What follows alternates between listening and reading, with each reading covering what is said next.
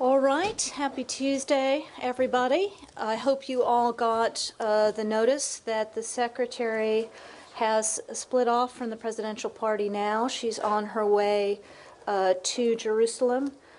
She'll have her first meeting there with Prime Minister Netanyahu shortly after landing. It'll be quite late this evening in Jerusalem time. To the extent that we have information to read out from her various meetings, we will do that.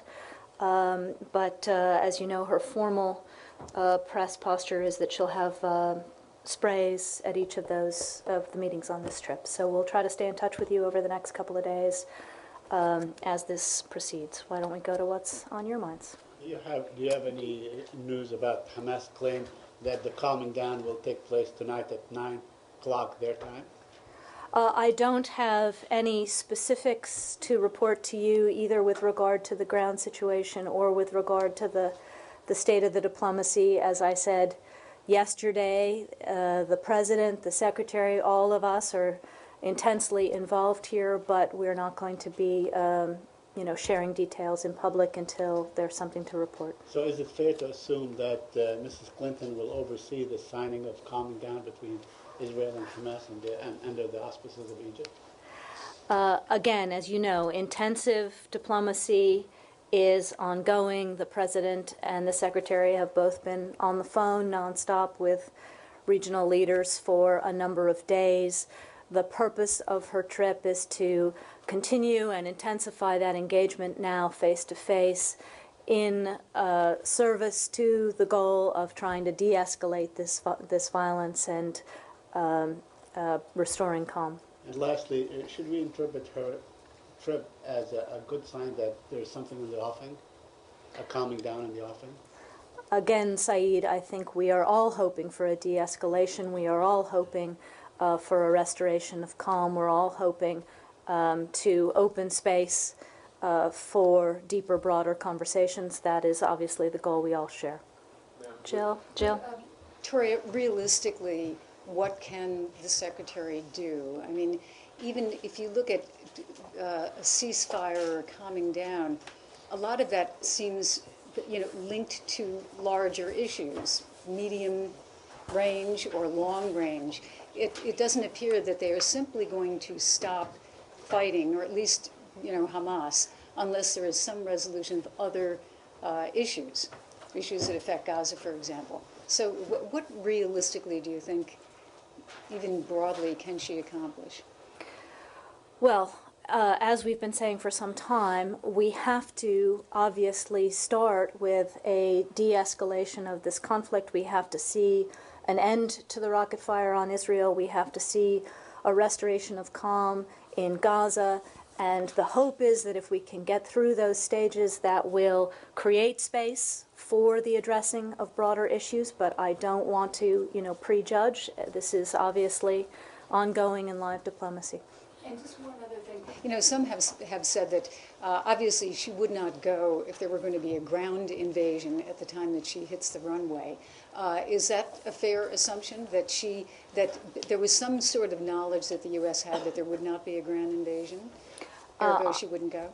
As I said yesterday, I'm not in a position to speak to the ground situation at all, other than to say that I think all of the parties involved have expressed a preference to solve this peacefully, to solve this diplomatically. That is what we are all trying to support and assist, and that is what we are all hoping for. Saeed? On this point, just a quick follow-up on this point. Israeli sources say that they want a period of 24 hours of calm before they sign any truce. Do you support or do you advocate such a period of calm before signing anything? Again, I'm not in a position here to get into the substance of any of the discussions that are ongoing. There are a lot of discussions going on involving a lot of different parties. When there's something to announce, I'm sure it will be announced. Saeed. Sir, can you tell me who you are? Yeah, Oren Durrell from USA Today. The Hamas leaders have said that they would like the blockade to be lifted as, if they're to stop their rocket fire. What is the United States' position on that? Again, you're trying to take me into the tactics of diplomacy, the conversations that are ongoing among lots of different parties who are trying to support a de-escalation here. Don't think that's productive to the process for us to be getting into the back and forth here. Samir? What's the quartet doing in this crisis? Doing anything?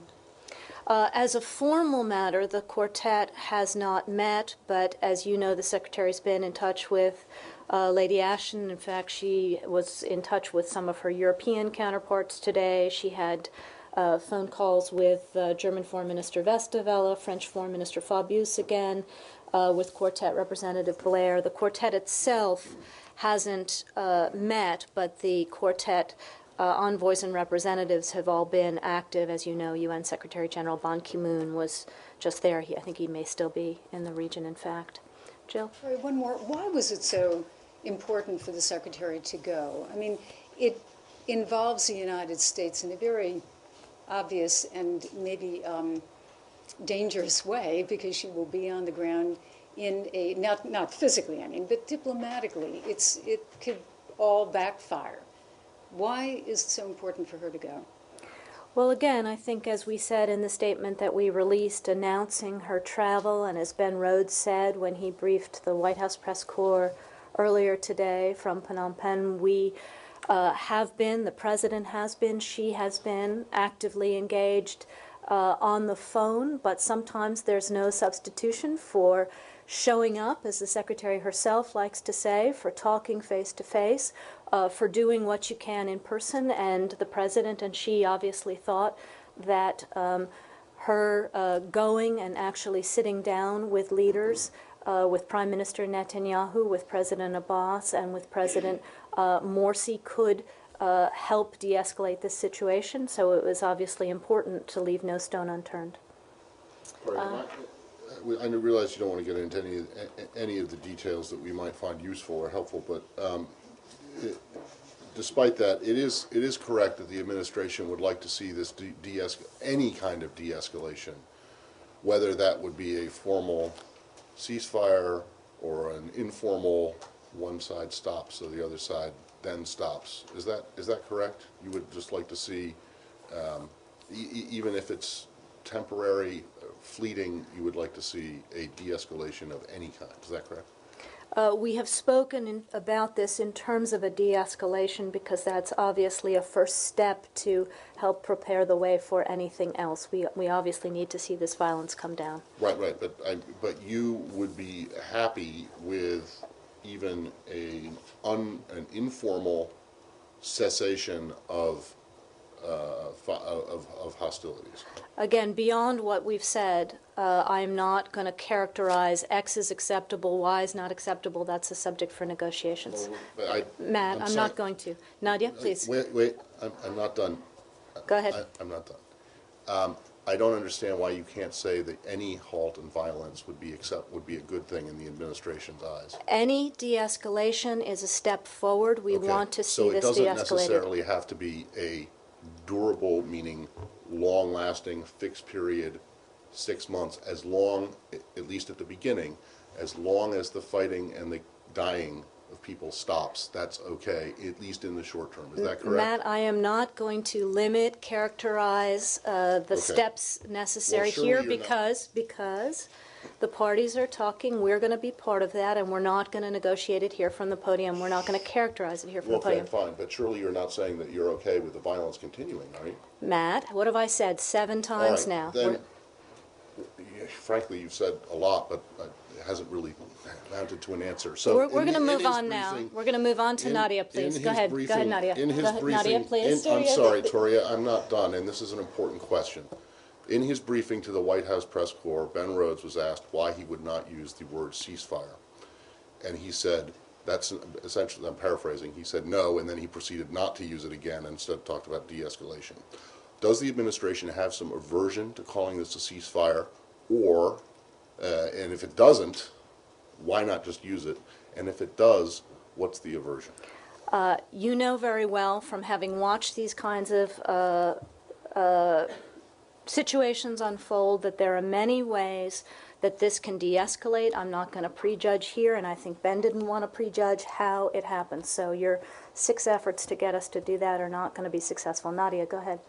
Sorry, Yeah. the U.S. has been criticized for not taking a leading role earlier to end the conflict.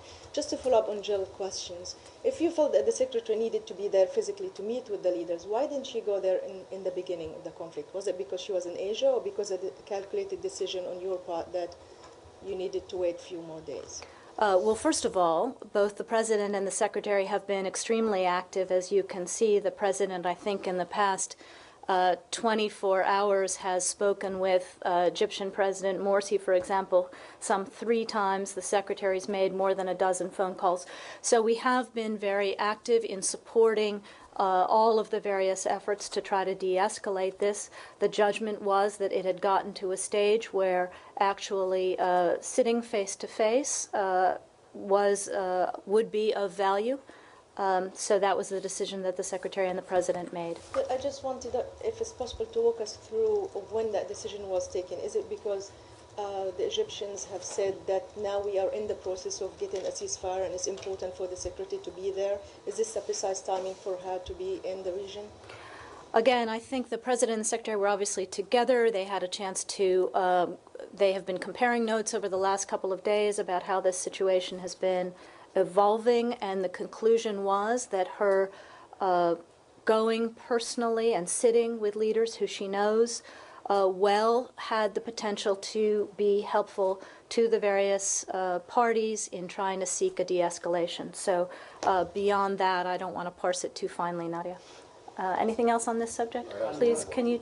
Kimberly Halpin, Aljazeera English. Yeah. Just wondering how helpful it will be, though, given the fact that the Secretary is only meeting with the Palestinian Authority leader, and who is at odds with Hamas.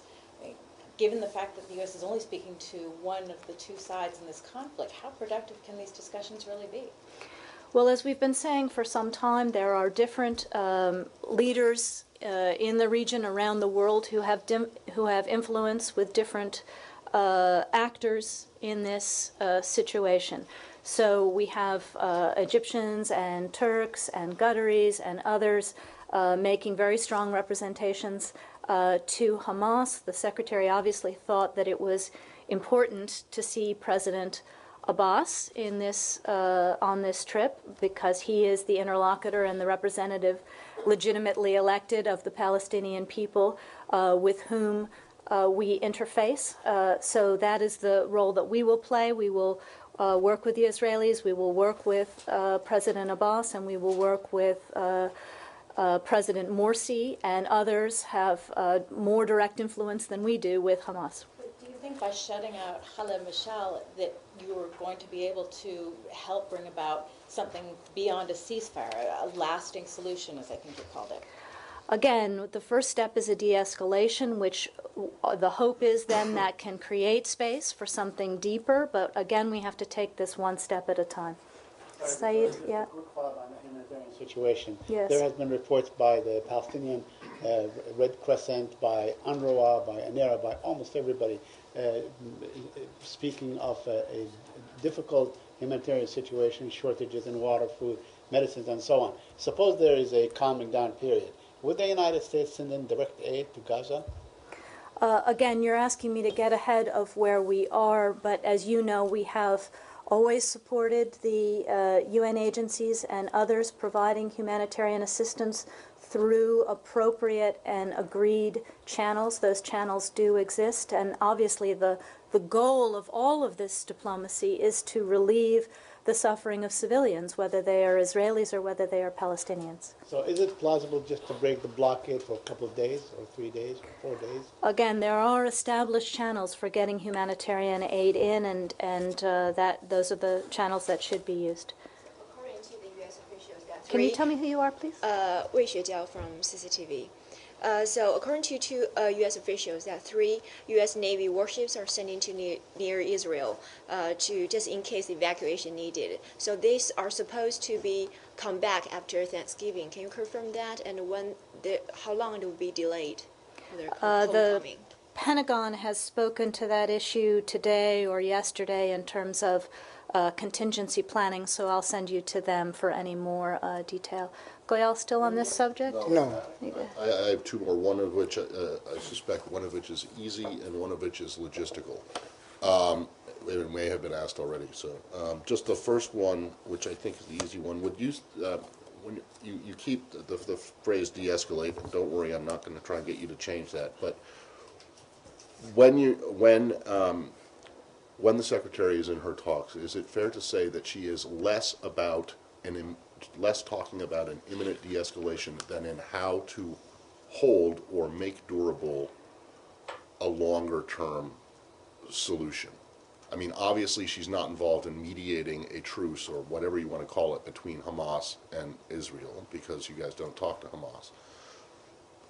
Is it her goal to try and make whatever might come out of those negotiations that are going on, to make that hold and be longer than just some quick temporary fix? Is that fair? I think everybody involved in trying to support a de-escalation here wants to see not just a tactical end to the violence, but wants to see the conditions improve for being able to address some of the underlying issues.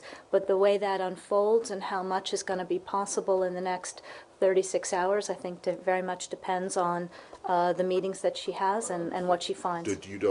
Are you saying that you don't want to rule out the fact that she might get involved, and obviously not with Hamas directly, but that she might get involved in trying to mediate an initial de-escalation? You don't want to rule that out, or is that something that is... I think it completely depends on where the situation is in 4 hours from now or 6 hours from now when she lands. All right, and then the second one, which is logistical and may have been asked before, is that when she is in Egypt, when she goes to Cairo tomorrow, is she going to see anyone other than Morsi? Are there other people coming into town, like the Turks? I mean, I know Ban Ki-moon is out there. Is she going to be seeing anyone other than the Egyptians in her short time? The current schedule that we have is the schedule that we announced, that she will this evening, very late Jerusalem time, see Prime Minister Netanyahu, that she will early in the morning tomorrow see President Abbas in Ramallah, and then she'll go to Cairo to see President Morsi. That's all I have in terms of schedule. I don't have anything else at the moment in terms of other meetings or other third country representatives on this trip, but you know how these go. That could change, so stand by. If we have something to announce, we will. How do you view the legal status of Gaza? Is it occupied? The Israelis are not there? Is it I don't think autonomous? our position on Gaza has changed. There's nothing new there. Please. When you talk about improving conditions for addressing underlying issues, can you be any more clear about what issues you're talking about? Well, it's the full range of issues, but obviously this goes to the underlying security of Israel, and that the end of attacks from Gaza into Israel should be halted, not simply temporarily, but in a sustained way. It goes to the condition of civilians in Gaza, and it goes to the ability of Israelis and Palestinians to get back to the table about a lasting settlement, which is obviously the long-term solution for this. Please, on this. There were reports that there are a couple dozen servicemen, American servicemen, and actually in southern Israel that were hurriedly removed for safety. Do you know anything about that? Do you know anything about I this don't. status? It sounds like something to ask the Pentagon. I don't have anything on that. Anything else on this subject? One more logistical one that I forgot. Is she definitely coming directly back to Washington after Cairo, or are you leaving open the possibility that she could make another stop either in the region or in Europe or, I don't know, North Africa? At the current moment, we have nothing after Cairo. If that changes, we'll let you know. Lalit? Yeah, of the other countries that the U.S. has been talking to on this issue, is India one of them? I don't think we've been talking to India. I don't think India's been part of the group of countries that have been working with the parties. Thank you. What about Iran? Are you having an indirect talks with Iran? We are not. You're not? We are not. India. Yeah.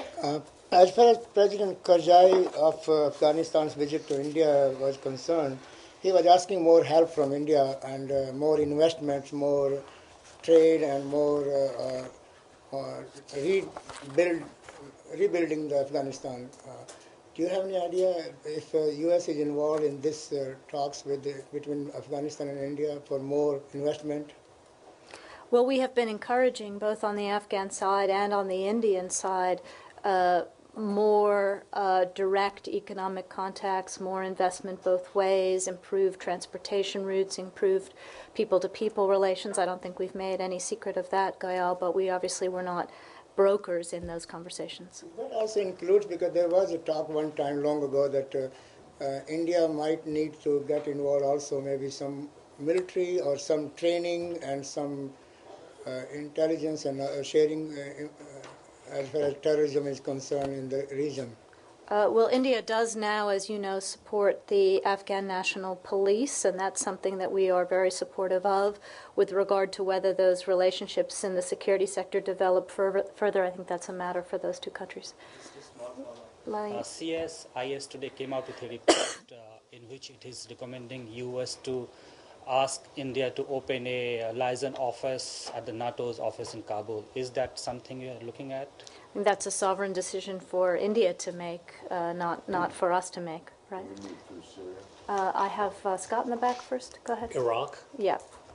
The Kuwaiti newspaper Siyasa is reporting that Vice President Biden told President Maliki that clashes with the Peshmerga forces is a red line for Washington, and that U.S. troops would intervene if there's fighting in Kirkuk. Is that anything to that? I'm going to send you to the White House. That sounds like a garble of, at least in part, to me. Yeah. Can we go to Syria? Yeah, let's go to Syria.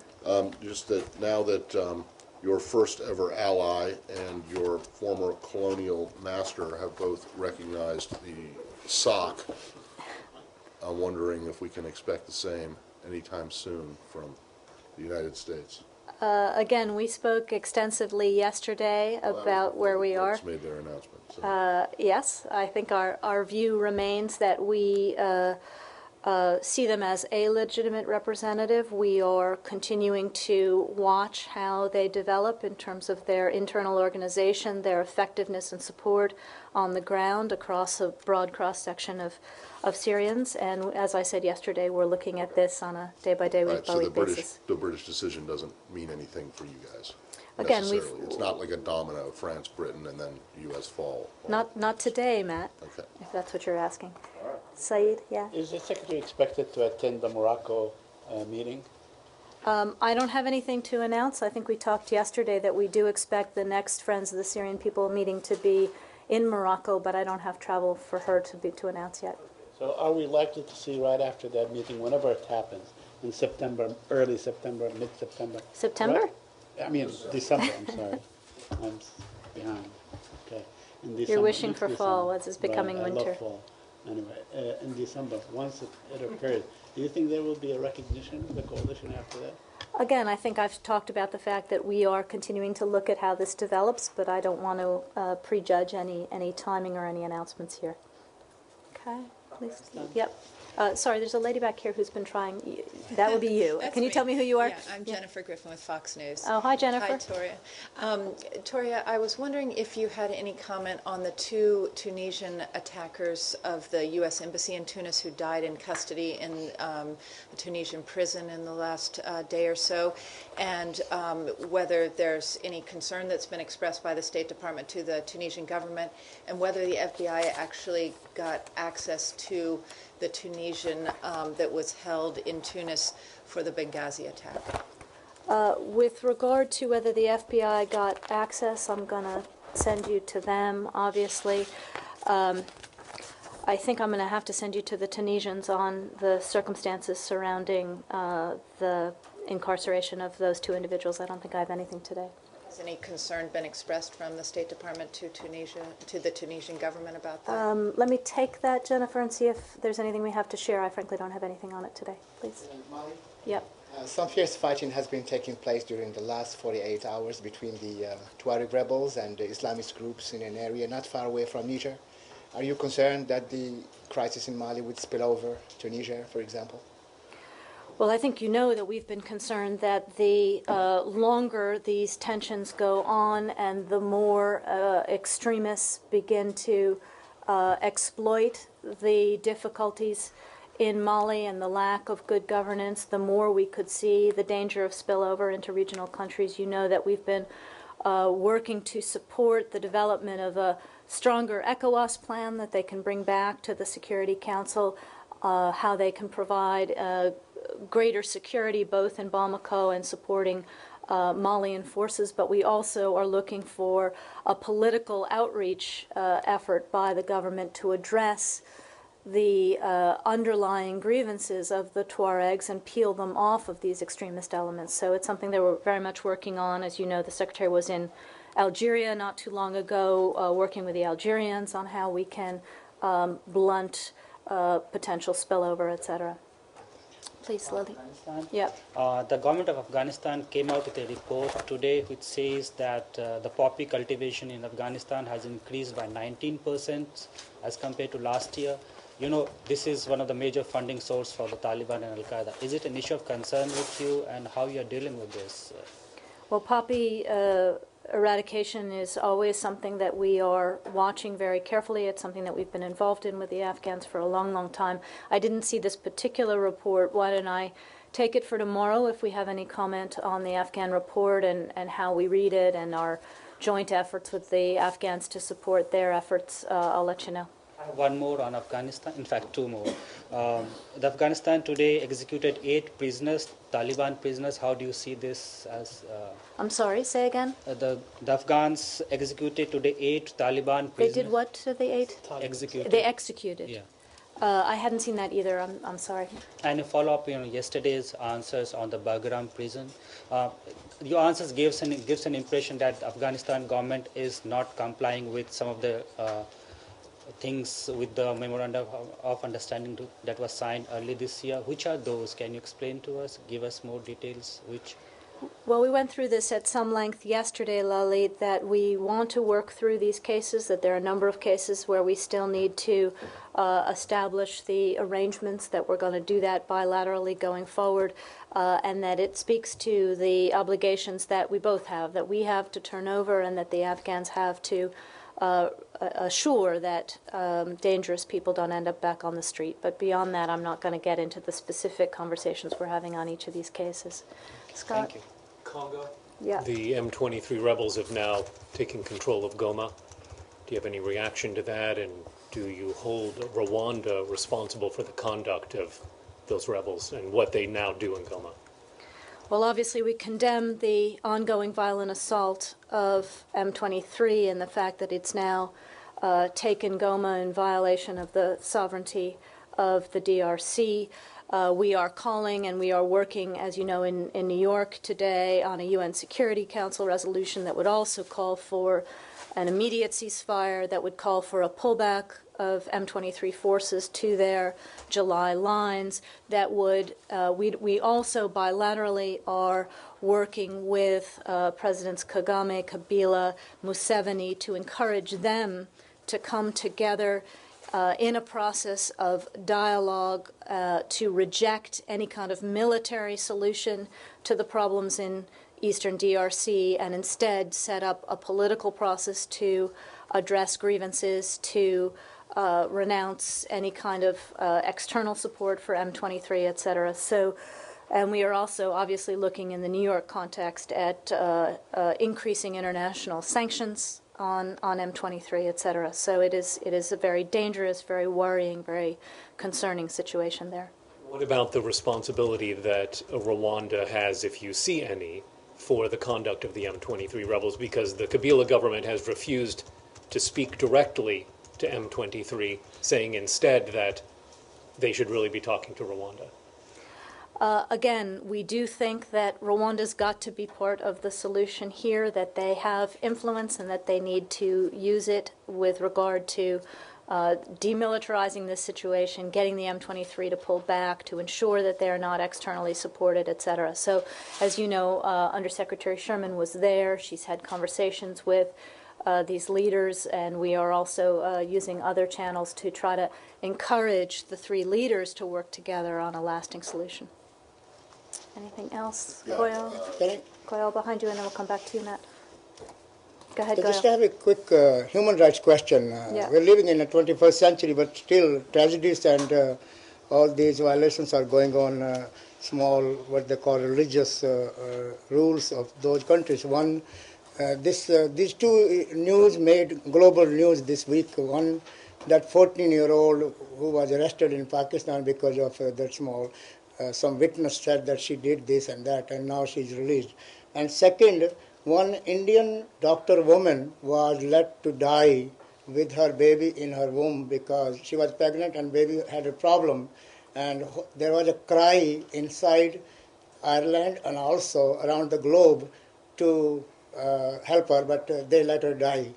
And this was the news around the globe. This is a human rights question. And do you really come across these things? Because now there's a process and also discussion around the globe, including in Ireland. Well, as you know, we have human rights discussions with India, with Pakistan, with Afghanistan, with some 100 countries around the world, I would venture to say, with regard to the dismissal of the charges against the 14-year-old mentally disabled girl. We were pleased to see those charges dismissed. I was not aware of this Indian case that you cite, but in general, we have a strong dialogue with India about best practices in democracies, in human rights protections, healthcare, all those kinds of things. But I just want to bring to your attention that you might have seen this news in Ireland about this Indian woman doctor. I did not see. This was a case in Ireland, not in India. And, No, I and they didn't see let her it. to die, and she was pregnant, and the baby had a problem, and there was a cry to help her out, including doctors and all that. But they said that because of a religious law, would not allow them to help this lady, and they let her die, baby and the woman. I don't have any information on that one, Gail. Go ahead, Matt. Well, apart from whether you have human rights concerns about Ireland, Dr. have you had any further conversations that you're aware of, or has the U.S. had any further conversations with the Lebanese about his status? We have. We've been in touch with Prime Minister Makati. We've also been in touch with other Lebanese officials about our concern about Dr. and that he is somebody that needs to be brought to justice, and we will continue to have those conversations. Okay, these are discussions that have happened post, what was it, Friday? Since he arrived in Lebanon, yeah.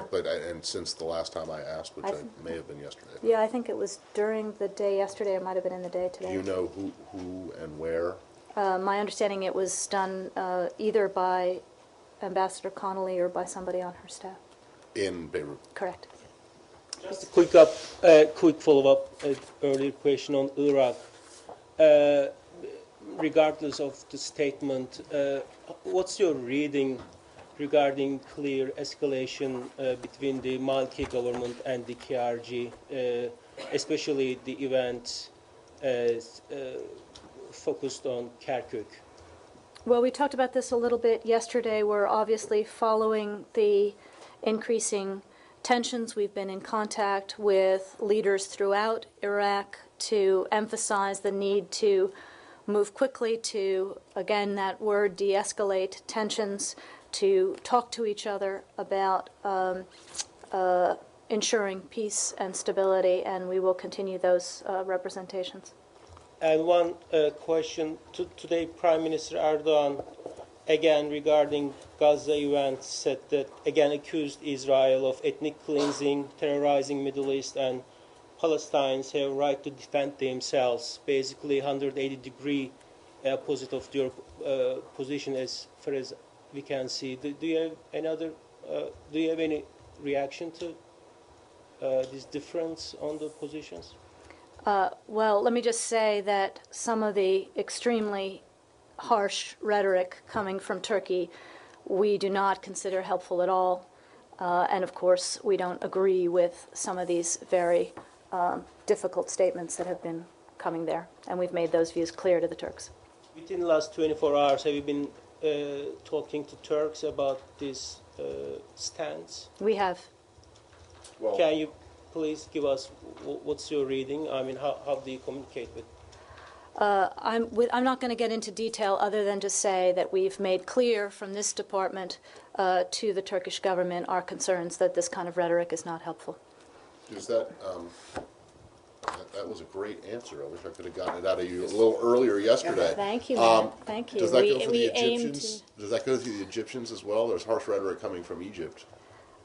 Well, as you know, we've been in constant contact with the Egyptians about how to deal with this situation. Please, in the back. Does that include the rhetoric as well? I think we've been very clear about where we stand on these kinds of things. Please.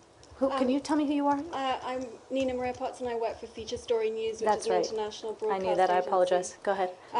Just in terms of Secretary of State Hillary Clinton having to cut short her trip and sit down face-to-face with leaders in the Middle East, what signal does that send to your partners in Asia at a time when you're reprioritizing Asia, and are you worried about that? Well, first of all, the Secretary has been in Asia for more than a week. As you know, she did, I think it was 3 stops before she linked up with the President, and then she was able to complete most of the President's itinerary with him. She was in Burma, she was in Thailand, and she was able to go to the opening events at ASEAN yesterday. But you'll notice that there was a division of labor here. The President stayed to complete his program, which is at his level, the leader's level in Asia, while the Secretary went off to the Middle East. We have global responsibilities, obviously, so it was a good way to sort of split up the work, if you will. But just to underscore that the Secretary did all but the last day of the President's trip and had 3 or 4 days in Asia before he even started his diplomacy. So, okay. Asia countries send any kind of signals? The President has made his first trip after his election to Asia, underscoring the very strong and important relationships that we have across the Asian continent. We've talked for a year or 2 about the pivot to Asia and about the fact that we are now in a position to rebalance and ensure that we're meeting our responsibilities to all of our major partners and allies around the world. Okay, thanks very much, guys.